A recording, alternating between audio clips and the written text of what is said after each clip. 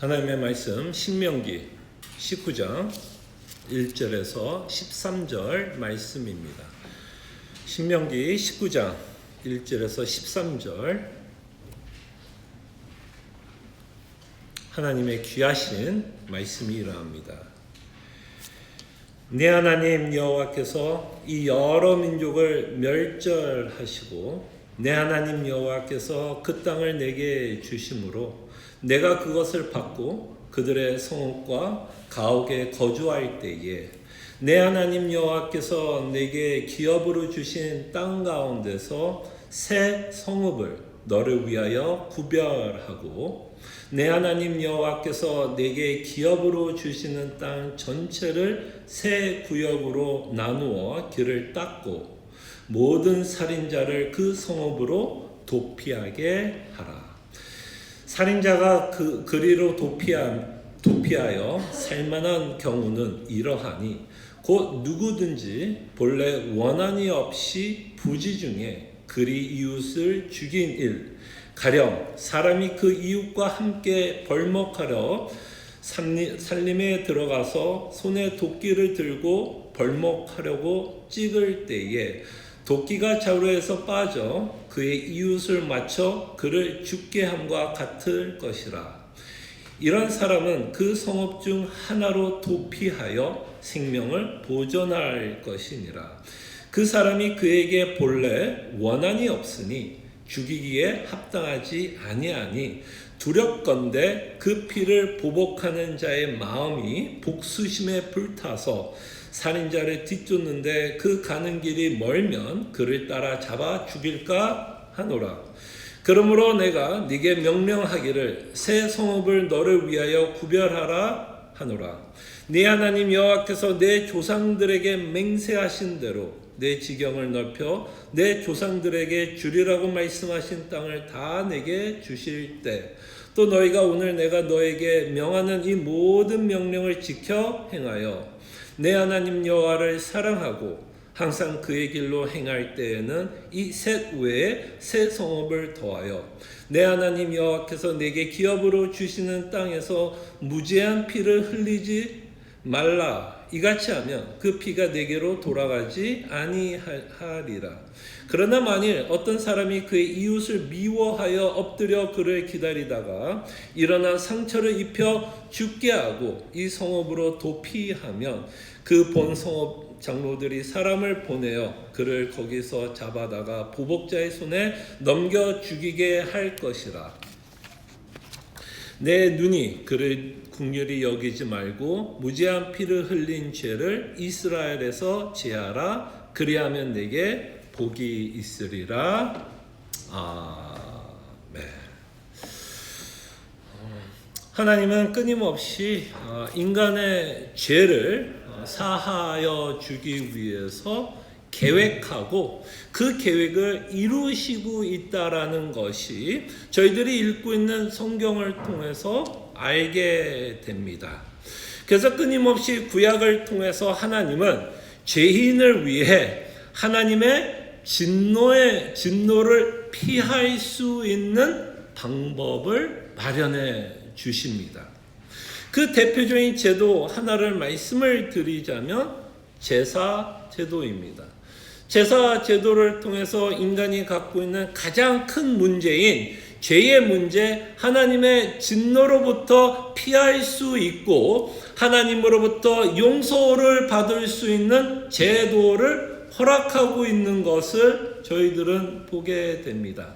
이런저런 제사 제도를 통해서 하나님은 죄인들을 구원할 작정을 하고 있고 계획하고 있었다라는 것을 보게 됩니다. 또한 하나님의 진노를 피할 수 있는 또 다른 장소를 하나님께서 허락하고 있다라는 것도 보게 됩니다. 제사 제도를 통해서 또는 오늘 여러분들과 함께 살펴볼 도피성이라는 곳을 통해서 또는 이 도피성을 우리는 피난처라고도 부를 수 있는 이 곳을 하나님께서 허락하심으로써 하나님은 인간의 죄를 해결하시려고 하는 하나님의 강한 의지, 하나님의 계획을 우리는 보게 됩니다. 자, 제사 제도도 그렇고요. 오늘 여러분들과 함께 살펴볼 도피성도 결국 궁극적으로 예수 그리스도를 예표하고 있다라는 것을 놓치시지 않기를 바랍니다. 이런 제사를 통해서 또는 이 장소를 통해서 하나님은 그리스도의 그림자를 지금 우리에게 보여주고 있다라는 것 잊지 말아 주시고요. 오늘 여러분들과 함께 이 도피성을 생각하면서 예수님이 우리의 삶 가운데 피난처이시고 우리가 하나님께 그리스도를 통해 피할 수 있다라는 우리의 피난처 되신다라는 주제를 가지고 저희들이 한번 생각해 보도록 하겠습니다. 자, 하나님이 도피성을 오늘 본문을 통해서 허락하고 있는데요. 이 도피성의 기능은 뭘까요? 어떤 기능을 갖고 있는지를 저희들이 좀 생각해 보면, 자, 이스라엘 사회에서 죄를 지은 사람이 피신할 수 있는 장소입니다. 예, 죄를 지은 자를 피신할 수 있는 장소인데, 특별히 어떤 죄에 관해서 피신할 수 있는 장소를 허락하고 있느냐면 과실치사. 좀 어려운 말일 수도 있죠. 과실치사가 뭐죠? 실수로 누군가를 죽이게 되면 이곳으로 피신을 한다던가 이곳으로 도망을 가게 되면 그의 안전을 제공하고 있는 성이 됩니다. 자, 예를 들어서 신명기에 오늘 본문에 예를 들어서 말씀하죠. 어떤 사람이 도끼를 들고 벌목을 하는데 도끼질을 합니다. 근데 실수로 도끼가 빠져서 어쨌든 날아가서 옆에 같이 벌목을 하는 사람을 쳐서 그 자를 죽이게 된다면, 그죠? 그 자가 도피할 수 있는 곳을 준다는 거죠. 자, 그럴 때 이렇게 벌목을 하다가 옆에 있는 사람을 죽이게 되면 당연히 고의가 아닌 실수였기 때문에 그 사람을 죽였을지는 몰라도 처벌을 받지 않고 보호를 받을 수 있는 곳이 도피성입니다. 도피성. 예. 자, 그럴 때 이 도피성의 목적은 이렇게 우리가 좀 생각해 볼 수 있을 것 같아요. 도피성은 고의로 사람을 죽인 자와 실수로 사람을 죽인 자를 구별하기 위해서 주신 제도 장소라고 생각해 보면 좋을 것 같아요. 자, 이 내용이 왜 중요하냐면요. 자, 하나님께서 왜 특별히 이 과실치사에 한해서는 도피할 수 있는 곳을 허락하게 된 이유를 좀 생각해 보시면 굉장히 흥미롭습니다.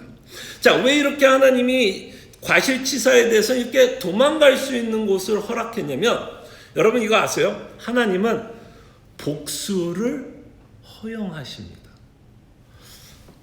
놀라시지 않으세요? 그 사랑의 하나님이 복수를 허용하십니다. 자, 그 내용이 어디에서 나오냐면 레위기 24장 20절 이제 주벌 한번 보세요. 자, 이 구절을 여러분들이 좀 알고 계시면 좋을 것 같아요. 이 구절에 대해서 이제 예수님이 다르게 해석하는 건 우리가 조금 있다가 보게 되는데요. 자, 레위기 24장 20절에 보면 하나님이 뭐를 허락하고 있는지 한번 보시기 바랍니다. 자, 상처에는 뭘로? 상처로. 눈에는 눈으로. 우리가 굉장히 잘 아는 구절이죠. 아마 이제 마태복음 5장을 여러분들이 연상할 수 있을 것 같은데요. 이 구절이 이해해 보세요. 자, 상처는 상처로, 눈에는 눈으로, 이에는 이로 갚을지라. 남에게 상해를 입힌 그대로 그에게 그렇게 할 것이며. 참 놀랍지 않으세요? 자, 이 구절을 통해서 하나님께서 허락하는 게 뭐예요? 복수를 허락하는 거예요. 복수를 허락하고 있다라는 것을 보게 됩니다. 자, 복수를 허락하는데 이 구절에서 우리가 놓쳐서는 안 되는 것이 있는데, 상대방에게 가한 상해의 정도를 초과하지 않도록 하나님이 보호하고 있는 법입니다. 무슨 말인지 알겠어요? 복수를 하는 것을 허락하는데 그 상대방의 상해를 초과하지 않도록 보호하는 법이 되고 있다라는 것을 보시기를 바랍니다. 자, 이 법은요, 보복을 허용하지만 과도한 처벌을 금지하고 있는 보호법입니다. 자, 이 말을 우리가 좀 쉽게 이야기하면 이겁니다. 자, 제가 여러분들 한 대 때렸어요. 그러면서 이빨이 다 날아갔습니다. 옥수수 털었어요. 그렇게 표현하죠. 자, 그러면 여러분들이 저한테 복수할 수 있어요, 없어요? 복수할 수 있어요. 어디까지 복수가 가능해요? 저희 아구창을 죄송합니다. 날리고 옥수수를 털게 하는 것까지는 가능해요. 근데 어디까지는 안 돼요? 뭐 죽이는 건 당연히 안 되는 거지만, 자, 이빨만 나갔으면 이빨만 가야 돼. 근데 그 상황에서 복수를 하다 보면 뭐 할 수 있죠? 과할 수 있어요. 왜 과하게 돼요? 여러분 오늘 답 잘하시네. 왜 과하게 되죠? 복수를 할 때 사실 어떤 마음이 더 커요? 이 안에 뭐가 들끓죠? 분노가 들끓게 됩니다. 그렇게 되면, 분노가 들끓게 되면 한 대는 가능하고 이빨은 털게 할 수 있지만 그 복수심 때문에 어디까지 더 상하게 할 수 있어요, 그 사람을. 이빨뿐만 아니라 뭐 팔, 다리까지도 다 뭐 할 수 있어? 부러뜨릴 수도 있을 수 있을까요, 없을까요? 뭐 과정에서 말씀하자면 할 수 있다라는 거예요. 그래서 하나님이 일부러 이 법을 주는 거예요. 너가 그 사람이 너에게 상한 것만큼은 너가 그 사람을 상하게 할 수 있지만 그 이상은 안 되라고 이야기하면서 가해자를 보호하고 있습니다. 자, 근데 여기서 우리가 알아야 될 건 하나님이 왜 이 법을 허락하고 있냐면, 사실은 제가 보복이나 복수라고 하는 단어로 썼지만 사실은 그 사람, 가해자에 대한 뭘까요, 여러분? 자, 가해자가 이빨을 털었어요. 그리고 피해자가 같이 털었어요. 그거 뭐라 그러죠? 우리는 사실 복수가 아니라 그가 마땅히 받아야 할 형벌입니다. 아니, 당연히 잘못했으니까 그 잘못에 대한 뭐를 주는 거예요? 대가를 치르게 한다라는 거예요. 여러분, 누군가 여러분들에게 빚을 졌으면 그 피해자는 뭐 해야 돼요? 피해자는 이게 좀 헷갈리네. 자, 빚을 졌다면 당연히 그 사람에게 빚을 갚아야 돼요. 근데 어떤 원한이나 분노로 인해서 100불만 갚으면 되는데 안 돼, 너 1000불 갚아야 돼. 그러면 된다는 얘기, 안 된다는 얘기예요? 안 된다는 얘기예요. 근데 100불은 갚아야 돼요, 안 갚아야 돼요? 그럼 정당한 겁니다, 여러분. 지금 하나님이 요구하는 건 정당한 거예요. 너가 잘못을 했으면 당연히 그 잘못에 대한 그 사람을 심판할 수 있다는 거고 형벌을 내릴 수 있는 조항이지만 그 잘못 이상을 너희들이 범하면 안 된다라고 이야기를 하는 겁니다.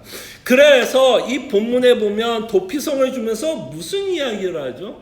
무슨 이야기를 해요? 피해 복수를 하지 않도록 도피성을 준다고 합니다. 피해 복수를 하지 않도록.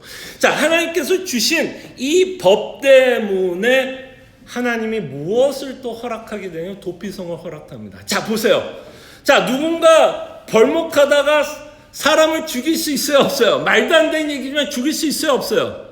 죽일 수 있어요. 그러면 이에는 이, 눈에는 눈, 상해는 상해라고 하는 이 법 때문에 가족들은 뭐 할 수 있을까요? 뭐 할 수 있어요? 뭐가 허락되죠?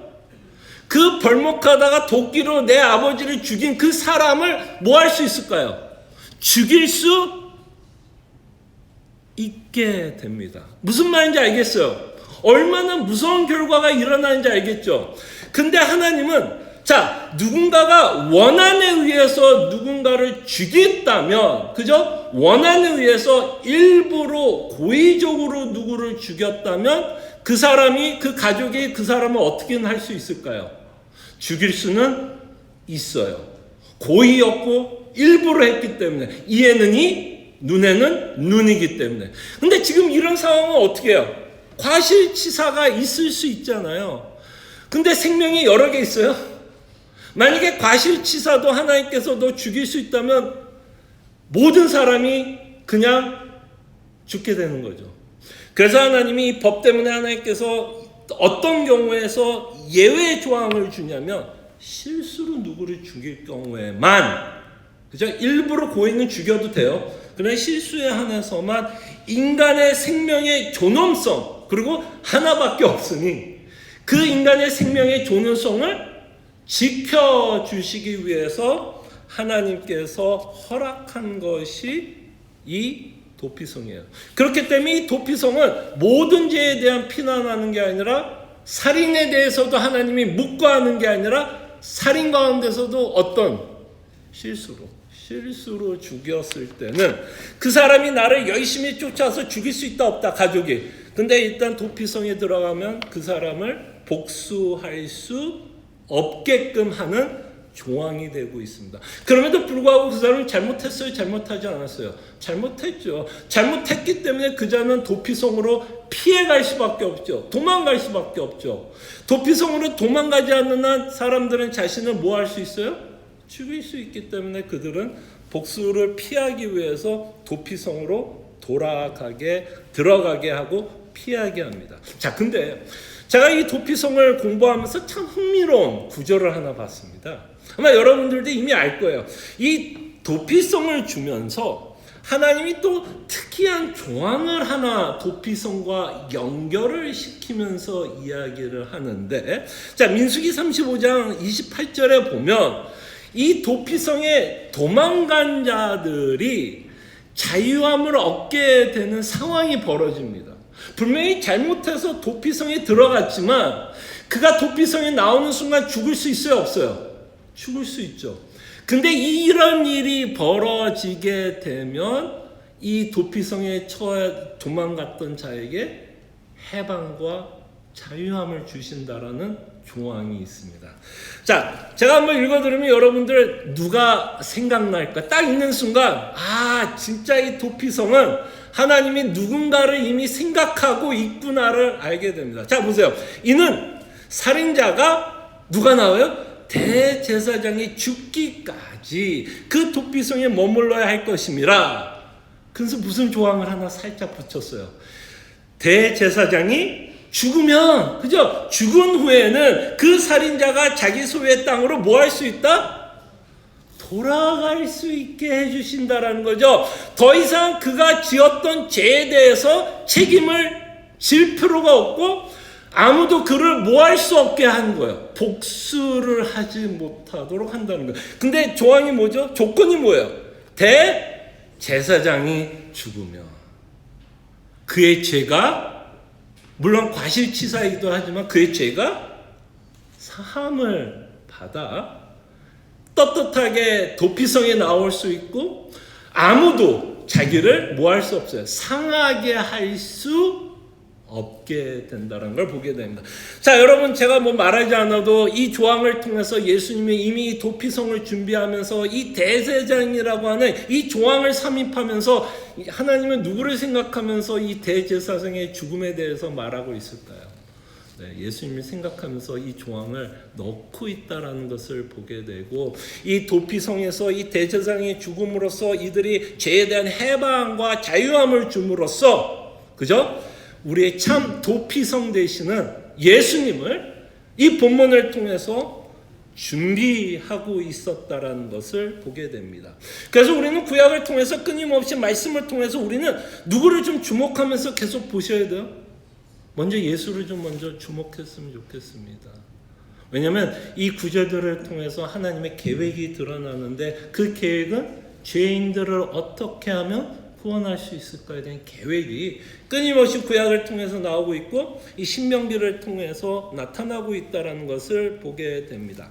자, 그러면서 우리는 이 도피성을 통해서 하나님이 어떤 분이라는 것을 알게 됩니다. 여러분, 이 도피성을 통해서 하나님은 어떤 분인지를 알게 되죠. 두 가지의 속성을 좀 보셨으면 좋겠습니다. 하나는 어떤 속성이냐면 공의로운 하나님, 그리고 자비로운 하나님.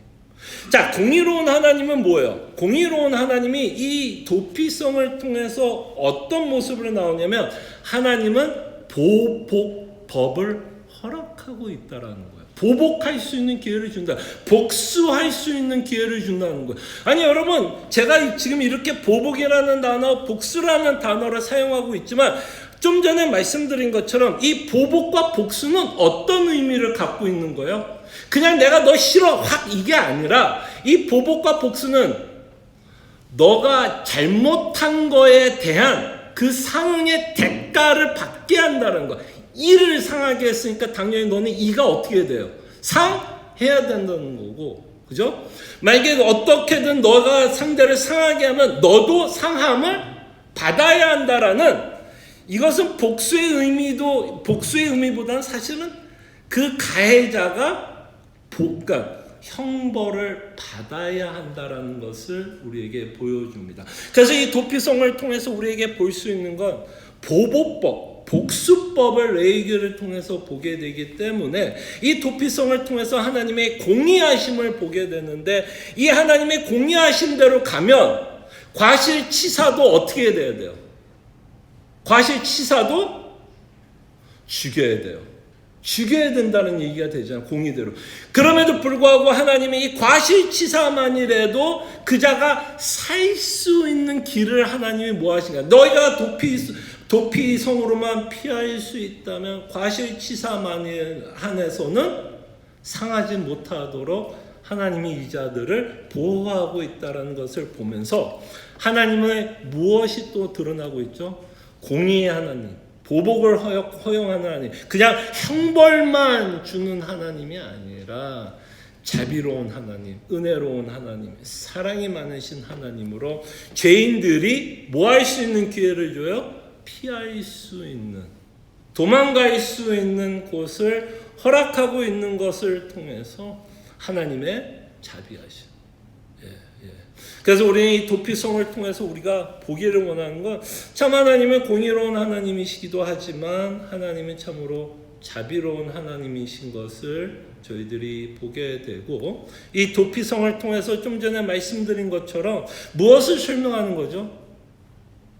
그리스도를 설명하고, 예수 그리스도의 복음이 얼마나 대단한지를 우리에게 설명하고 있는 것이 도피성입니다.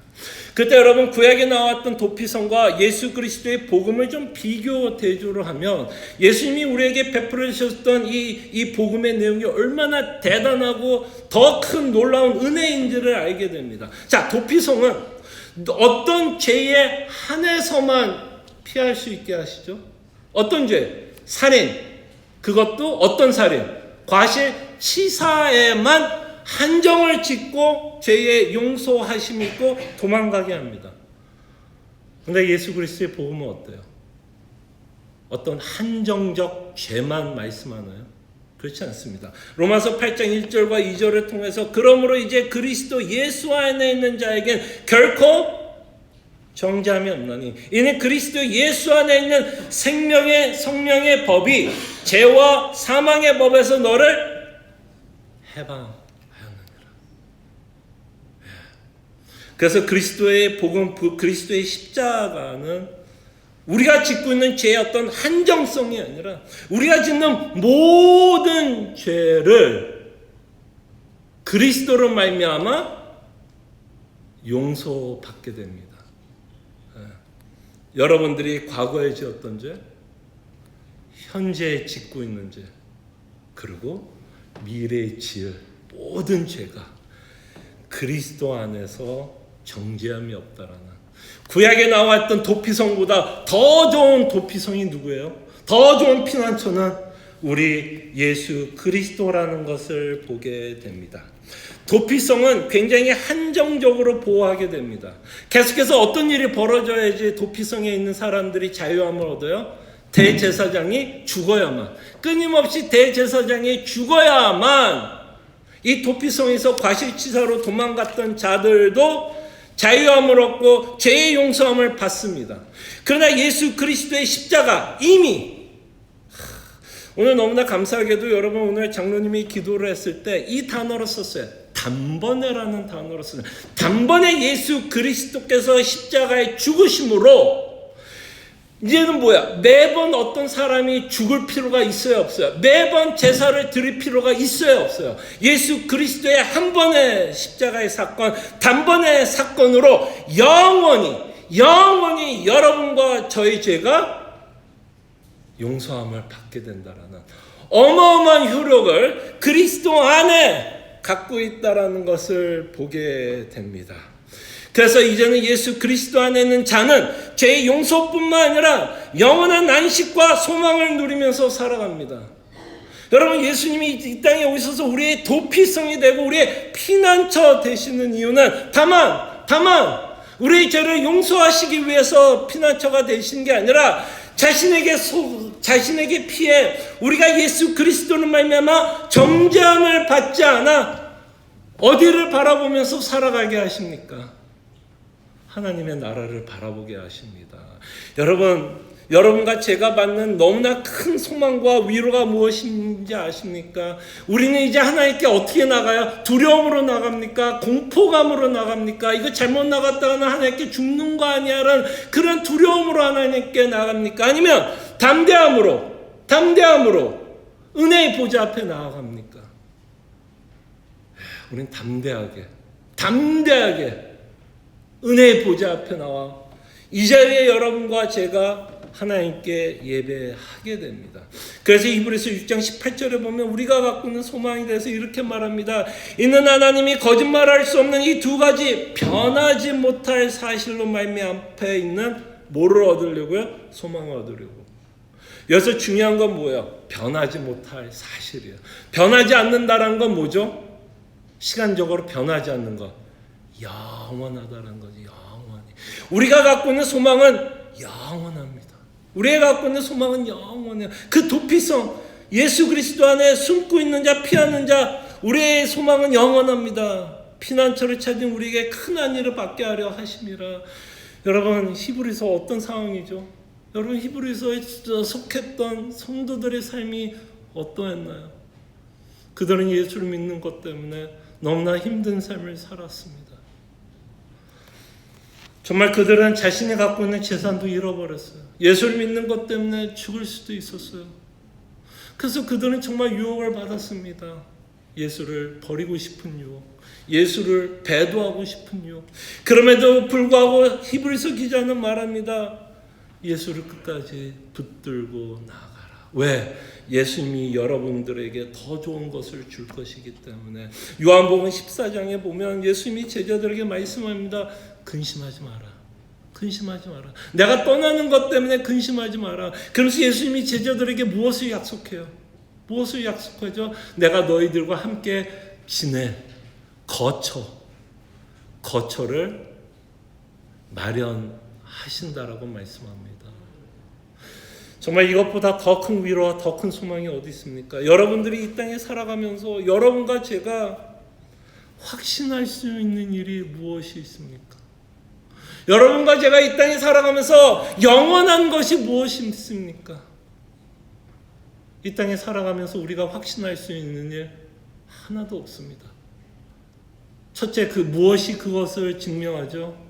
우리의 건강이 그것을 증명하지 않습니까? 여러분 10년 전만 해도 여러분들의 몸은 어떠셨어요? 10년이 지난 후 참 우리의 몸은 많이 후패해지고 있는 우리의 모습을 봅니다. 제가 여러분들에 비교하면 제가 아직 젊은 건 아는데 참 어르신들이 참 나이가 들면서 뭐 눈이 침침하다, 무릎이 아프다, 허리가 아프다 그러면 제가 젊었을 때는 저 어르신 또 뭐 불평하시네 막 이렇게만 생각을 했는데요. 근데 조금씩 나이가 드니까요. 이제는 조금씩 알 것 같아요. 옛날에 제가 시애틀에 와서요. 어떤 분이 그러더라고요. 목사님, 비 오고 어두우면 운전하기 너무 힘들대요. 잘 안 보인대요. 그때만 해도 제가 30대 말이었습니다. 39. 그게 이해가 됐을까요? 안 됐을까요? 아니, 뭐가 안 보이지? 나는 잘 보이는데. 한 15년 흐르니까요. 이제는 조금은 알 것 같아요. 비가 오고 어두우면 진짜 그 하얀색 레인이 고속도로에서 잘 안 보이더라고요. 그래서 밤에 운전하면서 비 오는 날 하얀색 레인도 안 보이고요. 이제는 뭐가 무서운지 알아요? 죄송합니다. 이게 젊은 사람이 이런 얘기니까. 야, 비 오는 날 옆에 트럭 지나갈 때. 여러분 그 느낌 아시죠? 벌써 끄덕끄덕 하니까 아시죠? 야, 그 트럭 큰 게 지나가면요. 비 이렇게 뭐라 그러죠? 물세례라 그래야 되나요? 물세례 하면요. 뭐 제 차가 너무 작아서 그런지 모르지만 와, 무섭더라고요. 레인도 안 보여. 차에서 물 뿌려서 차가 막 흔들려. 앞에 안 보여. 이런 거구나. 나에게는 그런 일이 없을 거라고 생각을 했던 일이 정말 나에게도 이런 일이 벌어지는구나 라는 것을 죄송합니다. 조금은 이제 알 것 같더라고요. 이런 걸 보면서 우리는 뭐를 생각해요? 영원한 게 없구나. 진짜 성경은 맞구나. 영원한 게 없구나. 그래서 우리는 언제나 영원한 것이 없기 때문에 우리는 여전히 무슨 마음을 가질 수밖에 없어요? 불안합니다. 그죠? 불안해요.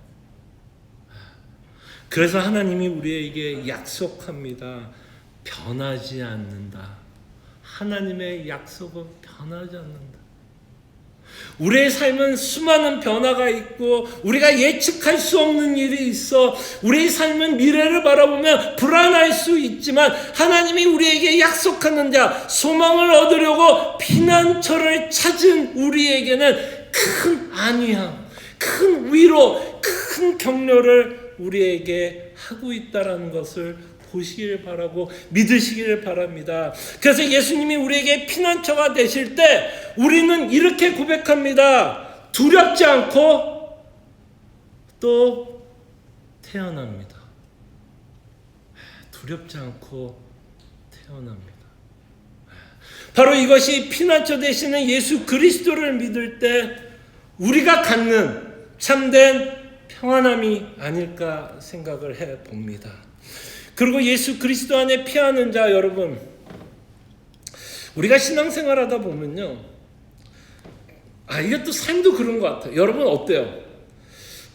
이제 여러분들이 다 자라서 좀 이해가 잊어버릴 수 있지만 우리가 누군가에게 인정받기 위해서 굉장히 애쓸 때 있지 않으세요? 혹시 그런 경험 있으세요? 내가 누군가에게 인정받기 위해서 굉장히 애를 쓴다. 아마 여러분들이 자녀를 키우면서 그런 것을 맛봤을지도 모릅니다. 아이들이 공부를 열심히 하고 집에 성적표에 A를 받고 싶은, 그죠? 그 동기가 물론 자신이 열심히 공부를 해서 자기의 성취를 위해서도 있겠지만 자신이 열심히 공부해서 성적표 A를 받고 오면 누가 인정해 주는 게 기분이 좋아서? 누가? 부모님이. 그죠? 부모님이 인정을 해 주는 게 기분이 좋기 때문에 그 자녀는 굉장히 열심히 공부할 수 있어요. 근데 그 자녀가 A를 받는 자녀라면 다행일까요? 다행이 아닐까요? A를 받을 수 있는 자녀라면 그 아이는 굉장히 기쁘게 공부를 할 겁니다. 근데 여러분 저는 어땠을 것 같아요, 여러분? 저는 좀 A를 받았을까요? A에 좀 근접했을 것 같아요? 좀 A에 멀었을 것 같아요? 자, 대답하죠. 여러분들 웃는 거 보니까 이미 답을 갖고 계시는군요. 네, 아마 여러분들이 웃고 있는 이유가 맞을 거예요. 또 너무 좋아하시네요. 앞에 계시면 너무 좋아하시면, 어쨌든 이렇게 썩 공부를 잘했던 학생은 아니었던 것 같아요. 썩 공부를 잘했던 학생은 아니어서 참 공부를 통해서 뭐 받고 싶었는데 뭐를 못 받는다고 생각을 했을까요? 인정을 받지 못한다라는 생각을 갖게 되더라고요. 그런 마음이 생기면 사실 마음이 무겁고 절망스럽고 어떤 마음이 들 수 있을까요? 삶에 대한 자괴감을 갖게 됩니다. 근데 우리가 예수님을 믿으면서도 이럴 수 있을 것 같아요. 어떤 마음이냐면 내가 잘해야지 하나님이 나를 사랑하지 않을까? 내가 이렇게 해야지 하나님이 나를 인정하지 않을까? 내가 이렇게 해야지 하나님께서 나를 구원하지 않을까? 라는 생각을 가질 수도 있을 것 같아요. 근데 여러분들과 제가 신앙생활 하다 보면 어때요, 여러분? 솔직하게 이야기해 봅시다. 물론 우리가 잘할 때도 있어요. 그죠? 뭐 어느 날에는 뭐 성경도 열심히 읽고 기도도 열심히 하고 교회 생활도 열심히 하고 봉사할 때도 열심히 할 때가 있어요. 근데 여러분 솔직하면 어때요, 여러분? 신앙생활 할 때 좀 잘 못할 때도 있어요, 없어요? 대부분의 경우가 우리 또 대표 기도자 장로님들의 기도를 들어보면 회개 기도하는 걸 보면 여전히 우리가 신앙생활을 잘 못하고 있는 우리의 모습을 보게 됩니다. 자, 그럴 때 우리가 이제 실수하는 부분이 여기에 있는 것 같아요. 그 잘못한다라는 생각 때문에 이제 뭐 하려고 그러죠? 어떻게 하든 내가 잘못하기 때문에 뭐 하려고 그래요? 하나님께 어떻게 하든 인정받고 싶고 잘한다라는 칭찬을 받고 싶어서 더 열심히 냅니다. 근데 그 열심히 내는 것만큼 어때요? 본인이 보기에는 좀 잘하는 것 같아요? 못하는 것 같아요? 아마 못한다는 생각을 많이 하게 됩니다. 그러면 어떤 마음이 들까요? 자괴감이 생기고 절망하게 되고 내가 이렇게 하지 못하는 것 때문에 하나님은 나를 인정하지 않을 거야. 내가 이렇게 못하는데 내가 정말 예수를 믿는데 내가 이렇게밖에 못하는데 진짜 하나님이 날 사랑할까에 대한 의심이 들 수 있을까요? 없을까요? 전 들 수 있다고 봅니다. 들 수 있다고 봐요. 근데 오늘 이 도피성 대신 예수님은요, 예수님이 십자가에 죽으시면서요, 그의 사랑을 우리에게 확증할 때 예수님이 십자가에 죽었을 때 여러분들이 인정해서 예수님이 십자가에 죽지 않았어요. 무슨 말인지 알겠어요? 여러분들이 예수님이 십자가에 죽을 때 야 근춘아 너는 오래 일을 받으니까 내가 너를 사랑한다 해서 죽은 게 아니에요. 성경에 보니까 뭐라고 말해요? 우리가 연약할 때, 죄인이었을 때, 하나님의 뜻대로 살아가지 않을 때, 하나님을 대항했을 때, 의인이 아닐 때 이미 하나님은 우리를 위해서 예수님을 준비했고 예수 그리스도께서는 이미 죄인들을 위해서 십자가에 죽으셨습니다. 그래서 우리는 더 이상 하나님께 인정받기 위해서 노력하는 자들이 아니에요. 내가 인정을 받아서 구원을 받는 게 아니라 이제는 어떤 마음으로 예수를 믿냐면 내가 이미 인정을 받았기 때문에, 이미 하나님은 나를 사랑하기 때문에, 이미 예수님은 나를 사랑하고 있기 때문에, 죄인 되었을 때 나를 사랑했기 때문에 내가 잘해서 하나님께 영광을 받고 내가 잘해서 하나님께 복을 받고 내가 잘해서 하나님의 귀여움을 받는 게 아니라 이미 내가 죄인 되었을 때 하나님께서 나를 사랑하셔서 예수 그리스도께서 십자가에 죽으셨다면 더 이상 우리의 의의로 우리의 열심으로 하나님께 나가지 않습니다. 이제는 그가 우리에게 베풀으신 사랑으로 하나님께 나아갑니다. 정말 이것에 참된 평안함을 맛보셨으면 좋겠어요. 우리가 죄인 되었을 때 이미 하나님은 우리를 사랑하고 있다는 것이 이 도피성을 통해서 우리에게 말씀하고 있습니다. 자, 그러면서 마지막으로 우리가 이 도피성을 우리가 이제 생각을 해보면 이 도피성은 우리에게 어떤 행동을 요구합니다. 이 행동을 요구하는데요. 이 도피성을 통해서 우리에게 요구되는 행동은 예수님에게 피한 사람은 어떤 자들이야? 용서받은 자들입니다. 그죠? 용서받은 자들이기 때문에 우리도 뭐 하면서 살아요?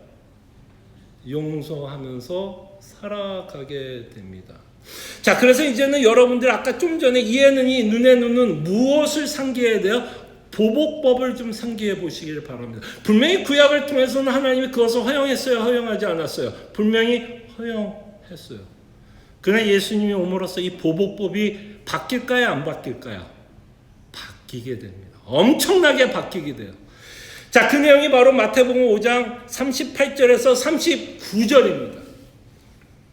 자, 레위기를 그대로 인용하고 있죠. 한번 제가 읽어드릴게요. 또 눈은 눈으로, 이는 이로 갚으라. 맞아요, 틀려요? 구약에 이렇게 법이 있었어요, 없었어요? 있었어요. 예, 그래서 예수님도 그 법을 인정해야 인정하지 않아요? 인정해요. 그러면서 이렇게 말합니다. 또 눈은 눈으로, 이는 이로 갚으라 하였다라는 것을 너희가 들었으니, 야, 구약을 읽어보면 그렇게 써있지 않냐? 맞아, 그게 법이야.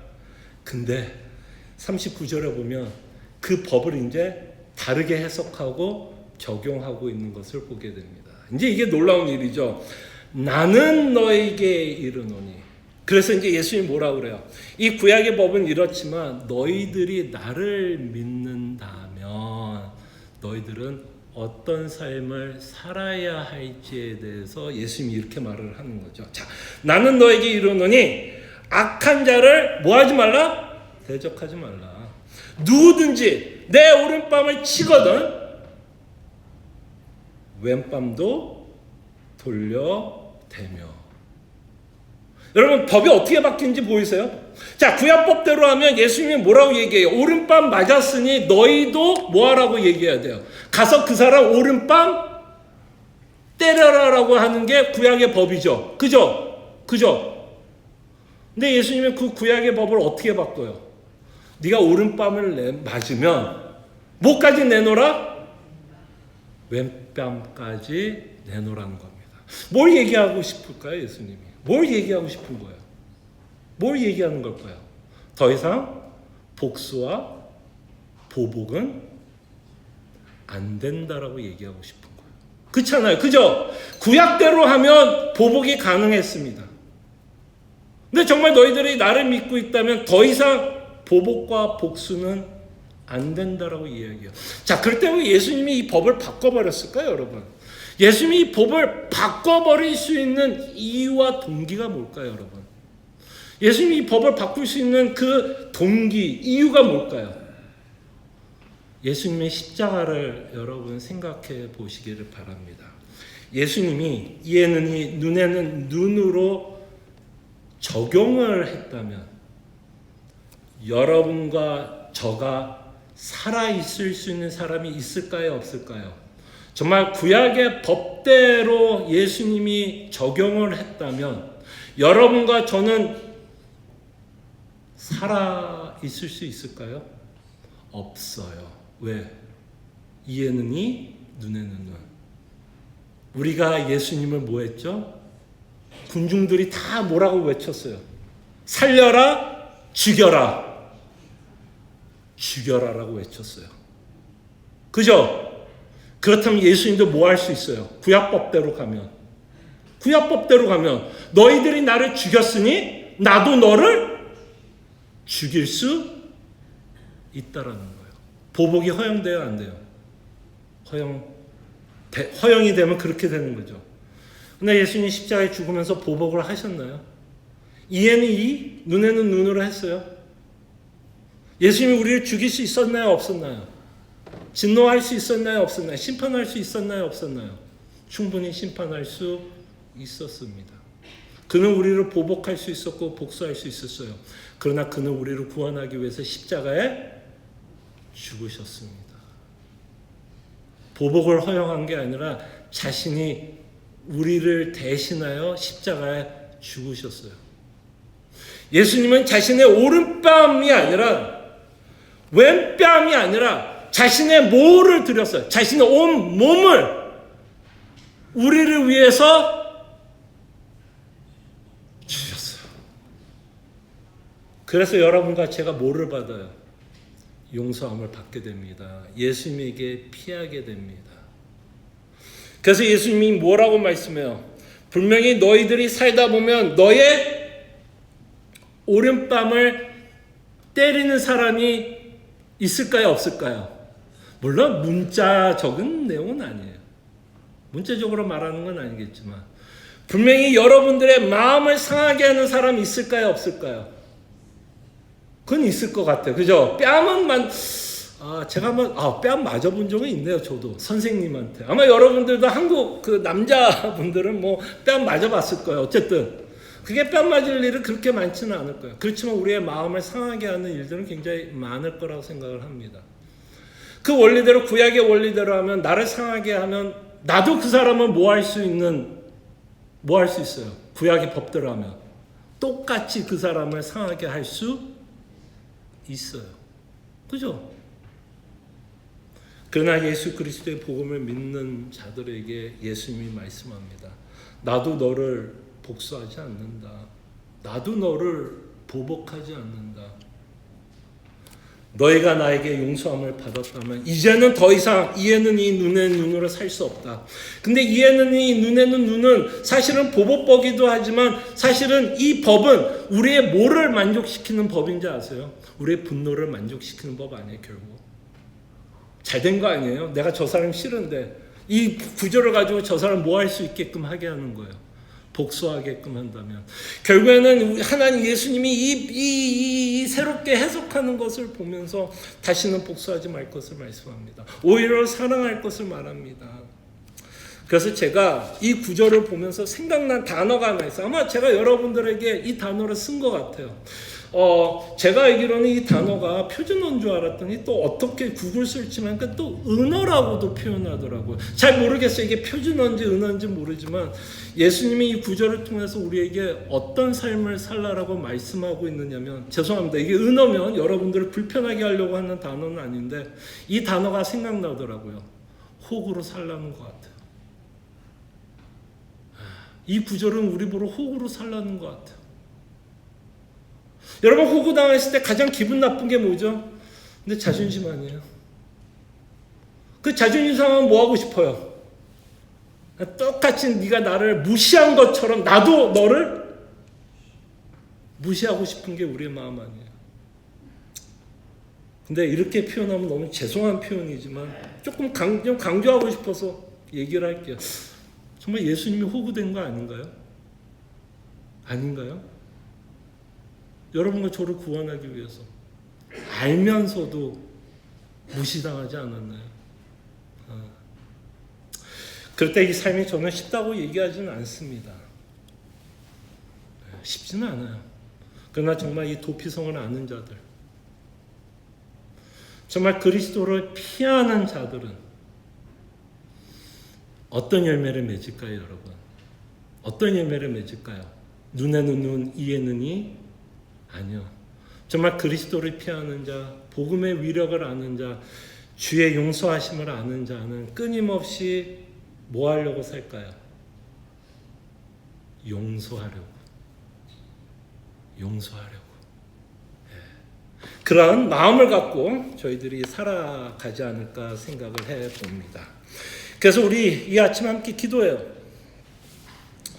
일단 도피성 되신 예수님에게 우리가 감사합시다. 주님께서 십자가에 죽으심으로써 우리의 도피성이 되고 우리를 구원하시고 우리를 정죄하지 않고 우리에게 소망을 주신, 참된 소망을 주시는 하나님의 은혜에 감사하지만 또한 우리가 이 도피성에 숨고 있다면 예수님은 우리에게 요구하는 삶은 오른밤 맞으면 왼뺨까지도 내어 주는 데까지 가기를 원하는, 그 일이 쉽지는 않지만 그 삶을 살아가겠노라.